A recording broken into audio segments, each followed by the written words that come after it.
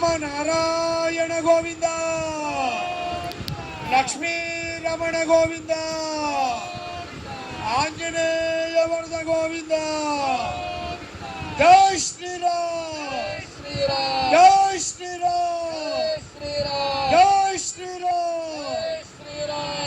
ముహూర్తమైన తర్వాత మాంగళ్య పూజ, మాంగళ్య ధారణ అయిన తర్వాత వారణమాయిరం అని వేడుక, ఆ తర్వాత తలంబరాల వేడుక, ఇవన్నీ ఉంటాయి. పూర్తి అయిపోయింది కదా అని కళ్యాణం అయిపోయినట్టు కాదు, కళ్యాణం ఇంకా ఉంది.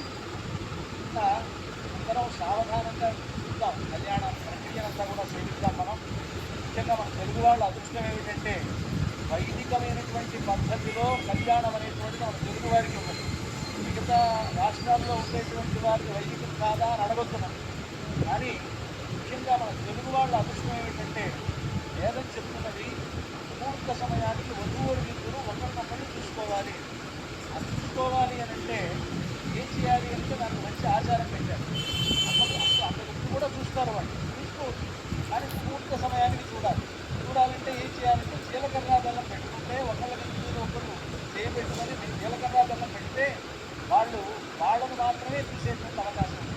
కనుక అలాంటి ముహూర్త సమయానికి మనకి ఇటువంటి గొప్ప ఆచారాన్ని ఏర్పాటు చేశారు. అదే